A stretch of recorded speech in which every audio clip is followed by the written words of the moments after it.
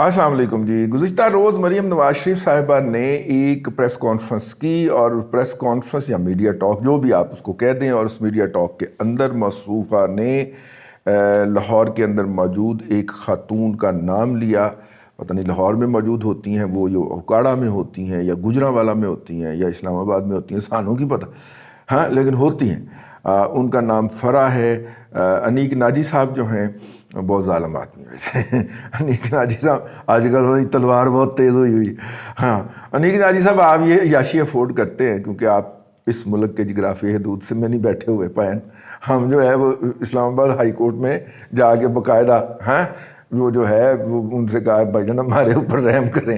تو اگر ہم یہاں پہ بیٹھ کے اس طرح کی باتیں کریں تو پھر یہ ہائی کورٹ سے بھی کوئی ریلیف نہ ملے سر. تو آپ کر لیتے ہیں, آپ کی عیاشی اثر اللہ آپ کو مبارک کرے. یہ آزادیاں اور یہ بہادریاں جو آپ دکھا رہے ہیں آج کل. تو انیک ناجی صاحب کے بقول وہ کوئی گوگی ہے, خاتون گوگی ہے کہ اس طرح کا کوئی نام ہے, اور وہ جو ہیں وہ مطلب کہ ان کے بارے میں مریم نواز شریف صاحبہ نے کہا کہ انہوں نے اربوں روپیہ جو ہے میرا خیال 5 ارب 6 ارب. محترمہ کی کہہ رہے ہو, 5-6 ارب کی بات نہیں ہے, گیم بہت اوپر کی ہے.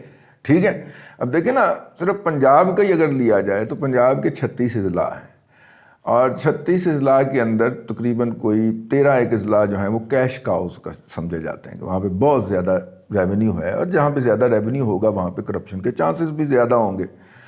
تو ان اضلاع کا ڈی سی او اور ڈی پی او یعنی کہ 36 دونا 72 اور 12 جو ہے 12 دونا 24, تو 24 افراد جو ہیں ان کے مطلب ان 72 میں سے 24 افراد جو ہیں وہ ہیں جن کی ٹرانسفر اور پوسٹنگ کے اوپر 2.5 سے 3 کروڑ روپیہ جو تھا, 2.5 سے 3.5 اور بعض صورتوں میں 4 کروڑ روپیہ بھی وصول کیا جاتا تھا. وصول کرنے کا طریقہ واردات میں آپ کو آج بتانے کے لیے حاضر ہوا. وہ وصول کیا جاتا تھا جی, اور ہر 6 مہینے کے بعد, یاد کیجئے ان 3.5 سالوں کو, ہر 6 مہینے کے بعد عمران خان لاہور آتے تھے, اور لاہور آنے کے بعد وہ تیس نحس پھیر دیتے تھے بیوروکریسی کے اندر, ٹرانسفریں کرتے تھے, یہ کرتے تھے, وہ کرتے تھے, اور کتنے کتنے افسر انہوں نے ایک ایک عہدے کے اوپر تبدیل کیے ہیں وہ بھی یاد کیجئے گا. اس لیے میں ایسے کہتا تھا یہ سیمیسٹر سسٹم پروگرام چل رہا ہے, 6 ماہ کے لیے تقرری ہوتی ہے 3-3.5 کروڑ پر دے کے. اور کہانی کہاں سے شروع ہوئی تھی؟ رضوان گوندل سے. رضوان گوندل اس وقت ڈی پی او پاکستان, مجھے اس لیے نام یاد رہ گیا ان کا. ایک تو میرا خیال ہے کہ ان سے میری اچھی خاصی سیٹنگ رہی ہے کسی دور کے اندر, کیونکہ چہرہ اتنا شناسا ہے ان سے. ٹھیک ہے, اور یا کوئی اسٹوڈنٹ لائف کا تعلق ہے یا اس کے بعد کا ہے ایسا ہی. میں بڑا یاد کیا, چہرہ تو مجھے بہت ہی شناسا اور پیارا اور قریبی لگا, لیکن یہ یاد نہیں آیا کہ زندگی کے کس موڑ کے اوپر ان سے ملاقات رہی ہوئی ہے. رضوان گوندل صاحب جو ہیں وہ ڈی پی او تھے, اور محترمہ کی جو مطلب کہ خاتون اول مطلب جو وزیر اعظم صاحب کی تیسری بیگم ہیں, ان کی سابقہ شوہر سے جو صاحبزادی تھیں وہ اپنے بھائی کے ساتھ, مطلب کہنا چاہیے دوسری بات کہنے کو دل نہیں کرتا, اپنے بھائی کے ساتھ جو ہیں وہ ایک ٹونا کر رہی تھیں. ٹونا کیا تھا کہ وہ بابا فرید گنج شکر کے مزار پہ جا رہی تھیں ہر قدم کے اوپر سجدہ کرتے ہوئے. تو اب رات کے 1 بجے ایک بچہ اور بچی جو ہیں وہ اس طرح ٹریول کر رہے ہوں, اور پیچھے پیچھے ان کی آہستہ آہستہ گاڑی یا جیپ یا پجیرو جو بھی ہے وہ آ رہی ہو, تو پولیس کا اس کو روکنا یا ان سے پوچھنا کہ آپ بچے کون ہیں اور کہاں جا رہے ہیں اور کیوں کر رہے ہیں, یہ بنتا تھا. ٹھیک ہے, آپ خود بتائیے بنتا ہے کہ نہیں بنتا.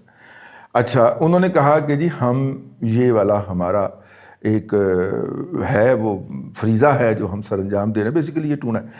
تو مطلب کہ ہندوؤں میں ان کے مزارات میں, سکھوں میں ان کے وہ جو ہوتے ہیں گردوارے ہیں, ان میں بھی یہ پایا جاتا ہے. تو یہ ادھر سے یہ والا آیا ہوا ہے. تو آپ اسے کہہ لیں وہ جو ایک ٹانگ پہ کھڑے ہو کے کیا کرتے ہیں جی وہ چلا, آپ اسے چلا بھی کہہ سکتے. تو یہ وہ جا رہی تھیں کاٹتے ہوئے نا, تو انہوں نے وہ جو پولیس کی وین آئی, پولیس کی وین نے فون کیا وائرلیس کی کہ سر یہ اسٹیٹس ہے اس خاتون کا, مطلب یہ بشرا بی بی کی صاحبزادی ہیں. ظاہر ہے اس علاقے کے اندر خاور مانے کا فیملی جو ہے زوال کے باہر بھی مطلب جب ہم نے دیکھا ہوا ہے اس وقت تو بہت ہی عروج تھا نا وہاں پہ. اگر آپ مطلب یہ میری آنکھوں دیکھی بات ہے کہ آپ اگر اپنے گھر کے ڈرائنگ روم میں بیٹھے ہوئے مانک کا ان کے جو والد صاحب تھے خاور صاحب کے, ان کے بارے میں نہیں چچا تھے غلام فرید صاحب, ان کے بارے میں کسی صاحب نے کوئی لوز ٹاک کر دی اور وہیں پہ بیٹھے بیٹھے ہی اس وقت ٹی وی کچھ گھروں میں ہوتا تھا تو بعض احباب اپنے ڈرائنگ روم کے اندر ٹی وی لگا کے باقیوں کو بلا لیا کرتے تھے, حقہ بھی چل رہا ہے اور پینا پلانا بھی چل رہا ہے, ساتھ میں گپ شپ بھی چل رہی ہے. تو وہ جو ہے میں پانی پینے کی بات کر رہا ہوں, آپ کوئی اور نہ سمجھ لیجئے گا, بعض اوقات کھانا بھی آ جاتا اندر سے, تو مطلب ایک محفل ہوتی نا, تو اس محفل میں کسی صاحب نے غلام فرید مانکا صاحب کے بارے میں کوئی ہلکی بات کہہ دی. آدھا یا پونا گھنٹہ لگا ہے, ایک جیپ آئی ہے, اس جیپ میں سے کچھ 4-5 مچھدر اترے ہیں اور وہاں پہ بیٹھے ہوئے ان صاحب کو اٹھایا اور باقی سب کے سامنے ڈرائنگ روم کے باہر مارنا شروع کر دیا. اور مطلب اچھا 8, 10, 15, 20 بھی تھپڑ شریف آدمی کو اس کے دوستوں کے سامنے پڑ جائیں اور وہ اٹھتے ہی رہ جائے, اور کیا ہے, اور وہ ان کے چھڑوانے میں وہ مچھندر جو تھے وہ اسی گاڑی میں بیٹھ کے تو واپس چلے گئے. اب آپ اس سے اندازہ کر لیں کہ کتنا ان کا طوطی بولتا تھا, کتنا ان کا وہاں پہ جبر تھا, ٹھیک ہے.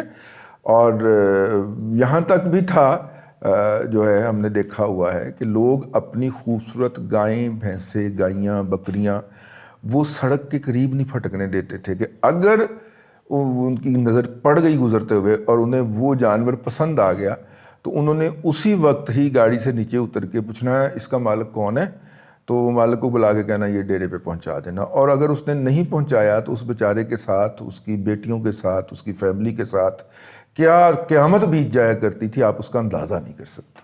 تو خیر ایسے ہی جملہ مرتضیٰ آ گیا, میں نے کہا ذرا آپ کو خاندانی پس منظر بھی بتا دیا جائے. اسی طرح پھر جب موصوف جو تھے وہ کھاتے میں وہ جو جاولک کے دور کے اندر ایک کھاتا نہیں کھولا تھا MP-MNA کو خریدنے کے لیے, ہیں کہ ایک بچہ نائب تحصیلدار بھرتی کروا لو تو ایک کسٹم انسپیکٹر کروا لو, تو پھر موصوف اسی کھاتے میں آئے تو پھر وہ ترقی کرتے کرتے یہاں تک پہنچ گئے, سمجھا کرو. تو یہ جب ملتان کے اندر تقرر تھے خاور صاحب کے بارے میں مبینہ طور پہ اطلاع ہے کہ وہ کوئی صاحب گئے ان سے ملنے کے لیے, تو ان صاحب کا کوئی کام کوئی کنسائنمنٹ پھنس گئی تھی, انہوں نے ڈرائی پورٹ کے اوپر امپورٹ کی ہوئی تھی ملتان میں, تو وہ کنسائنمنٹ ریلیز کروانی تھی, تو انہیں کہا گیا کہ جیب خالی کر کے جائیے گا کیونکہ وہ جیب خالی کر لیتے ہیں. تو جیب خالی کر کے گئے تو موصوف نے کہا کہ چلیں جیب تو آپ کی خالی ہے, انہوں نے کہا میں پرس گھر بھول آیا ہوں, موبائل جو ہے وہ باہر ڈرائیور کے پاس ہے. انہوں نے کہا چلیں یہ تو ٹھیک ہے لیکن آپ کی یہ گھڑی بہت خوبصورت ہے, تو انہوں نے وہ گھڑی اتروا لی تھی احتیاطاً سے نا. عمران خان صاحب نے کڑی کا ہی رولا پایا MPS والی, ٹھیک ہے, وہ تو امداد سومروں نے لتی لا دی تھی کہ وہ چوری کر کے وہ بیچ دی ہے انہوں نے, ٹھیک ہے. اب عمران خان صاحب نے ریٹرن کے اندر ظاہر بھی کر دیا, گفٹ کے نام سے ظاہر کیا لیکن کہا جا رہا وہی گھڑی ہے, ٹھیک ہے. تو یہ ہسٹری رہی ہے. تو ایسے میں نے کہا کہ اب ان کا طریقہ واردات جن کے بارے میں مریم نواز شریف صاحبہ نے فرمایا ہے وہ کیا تھا اور کیا ہے اور کیا ہوتا رہا ہے ان 3.5 سالوں کے اندر. DPO صاحب جو تھے وہ 6 مہینے بعد, وہ رضوان گوندل صاحب جو تھے بیچاروں کو سزا مل گئی اس کی کہ انہوں نے جناب وہ ان کو پیش نہیں, انہوں نے کہا جی میں نے تو پروٹوکول پیش کیا حضور, ان کے ساتھ ایک سیکیورٹی کی ویگن لگا دی کہ جہاں تک یہ چل رہے ہیں ان سے فاصلہ رکھ کے چلتے رہیں تاکہ ان کو کوئی نقصان نہ پہنچا دے. تو اس کی یہ گستاخی جو تھی اس کے اوپر ان کو طلب کیا گیا ایک پرائیویٹ جگہ کے اوپر, اور جہاں پہ اس خاتون نے جن کا نام لیا ہے مریم صاحبہ نے, انہوں نے ان کو ڈانٹا, گالیاں بکیں, ان کی بےزتی کی اور ان کو OSD بنا دیا. ویسے ان کو بیچاروں کو وہاں سے ٹرانسفر بھی کیا گیا اور ان کو OSD بھی بنا دیا گیا. وہ کافی دیر OSD بنے رہے لیکن اس کے بعد جو تھا ان کو FIA کے اندر جب تقرر کرنے کی کوشش کی تو وہاں پہ خاور مانکا صاحب پہنچے اور ڈائلاگ کیا مارا, ہماری حکومت میں آپ ہمارے دشمنوں کو تقرریاں کریں گے. FIA کے DG کو ڈائلاگ وہ بتا چکے ہیں بشیر میمن صاحب شاہ زیب خانزادے کے پروگرام کے اندر, کہتے ہیں میرا تو دماغ ہی گھوم گیا یار, اس کی حکومت کیسے ہو گئی. ٹھیک ہے. تو انہوں نے کہا ہماری حکومت میں آپ ہمارے مخالفین کی تقرریاں کرتے پھریں. تو خیر وہ بیچارے پھر رہے جی او ایس ڈی بن کے, سرکاری افسر کو یہ بھگتنا پڑتا. میری تمام طرح ہمدردیاں رضوان صاحب کے ساتھ ہیں. کسی دن ملاقات ہوئی ان سے تو میں اپنے جذبات جو ہیں وہ براہ راست بھی ان کو تب کمیونیکیٹ کرنا چاہوں گا. لیکن کمنگ بیک, وہ خاتون نے واردات کیسے ڈالی ہے جی؟ وہ خاتون نے واردات یوں ڈالنی ہوتی تھی کہ ڈی پی او صاحب جو ہیں وہ بیچارے لگنا چاہ رہے ہیں, بیچارے نہیں, انہوں نے بھی پتا ہوں سی کہ میں قاضی لگنا چاہ رہے ہیں. تو وہ پھر ادھر ڈیفینس میں ایک ڈین بنا ہوا تھا, وہاں پہ حاضر خدمت ہوتے تھے. تو وہ خاتون جن کا نام مریم نے لیا, وہ بتاتی تھیں کہ جناب وہ پھر مجھے ان سے کہلوانا پڑے گا, یعنی کہ بنی گالہ سے کہلوانا پڑے گا. تو مجھے ان کے پاس جانا ہوتا تو میں کبھی خالی ہاتھ نہیں گئی. ٹھیک ہے. تو وہ انہیں بتایا جاتا کہ دبئی کے اندر فلاں ایک سٹور ہے, وہاں پہ فلاں جگہ پہ یہ والا ہار پڑا ہوا ہے. ٹھیک ہے. باقاعدہ نمبر لکھ کے, اس کا ڈیزائن نمبر یہ وہ لکھ کے دیا جاتا اور کہا جاتا کہ وہاں سے آپ یہ خرید کے لائیں. تو ظاہر ہے کہ پھر میں لے کے جانا ہے تو میں ہوں خالی ہاتھ سے, میں خالی گلے جاندہ چنگے لگیں گی. تو وہ کوئی 2 کروڑ سے 2.25 کروڑ اس کی ملکیت ہوتی تھی, بلکہ 2.5 کروڑ, 2.5 سے 3.25 کروڑ اس کی ملکیت, اس کی مالیت تھی. یہاں سے بندہ جائے گا یار لینے کے لیے تو 50-60 ہزار تو اس کا بھی, $1,00,000 روپیہ تو اس کا بھی لگ جائے گا نا, 1,00,000-2 لاکھ روپے خرچہ بھی آ جائے گا ہیں. تو وہ اس کی ہوتی تھی مطلب کہ, لیکن اس کو چھوڑ دیتے ہیں ہم. 2.5 کروڑ 2.5-3 کروڑ کا وہ تھا. اور پھر جب وہ خاتون کہتی ہیں کہ میں وہاں پہ جب یہ پیش کرنے جاؤں گی تو میرا خالی گلا کو اچھا لگے گا, تو وہ کہتے ہیں جی وہ حکم کر دیں. تو وہ پھر حکم فرماتی ہیں کہ جناب وہ ایک اس کے ساتھ یہ والا ماڈل ہے, وہ آپ میرے لیے لے آئیے.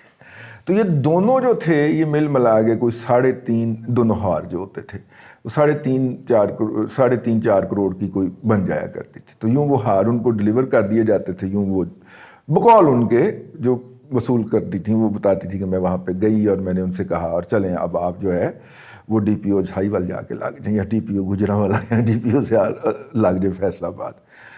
اب ظاہر ہے وہ ہار جو تھے وہ پھر جو تھے وہ اگلی فلائٹ پہ ہی واپس اس دکاندار کے پاس پہنچ جاتے تھے, اور وہاں پہ ہی کوئی اکاؤنٹ کھلا ہوا تھا, وہ اس میں وہ مطلوبہ رقم اس کی جمع کروا دیا کرتا تھا. وہ ان کے ساتھ کوئی طے تھا, وہ کوئی 1-8% ہی اس میں سے کمیشن رکھتا تھا.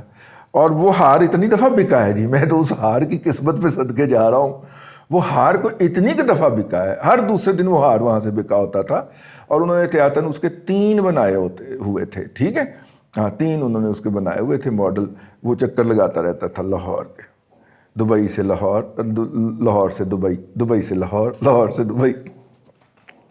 اچھا, اس واردات کا خاکسار کو عمران خان کے برسر اقتدار آنے کے فوراً بعد جب رضوان گودل والا ایپیسوڈ ہوا ہے اس وقت پتہ تھا.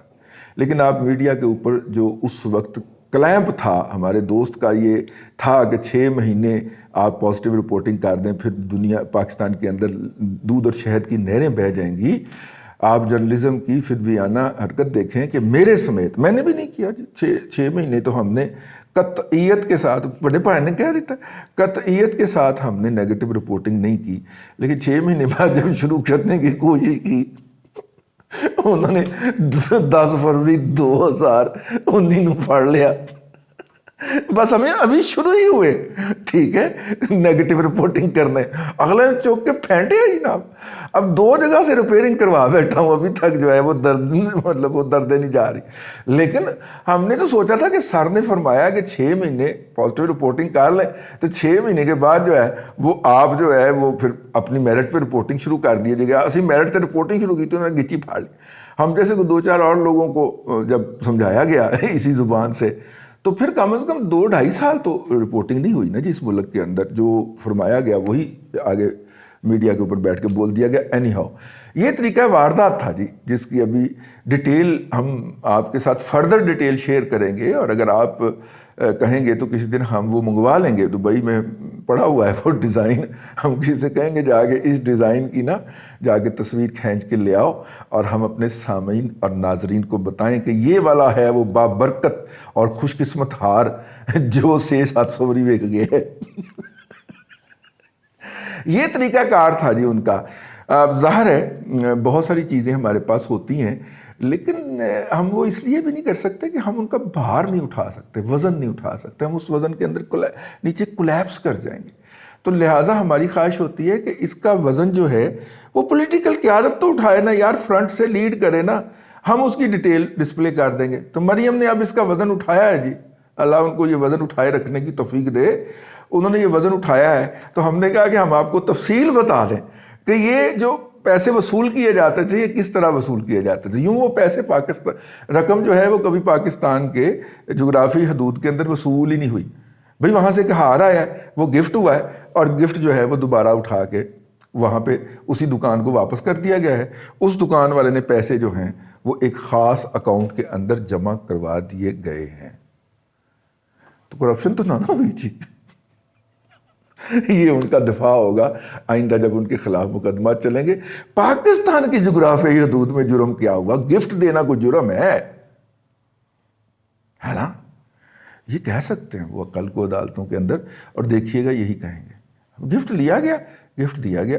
اب مجھے گفٹ ملا، میں اس کو جہاں پہ مرضی سیل کروں.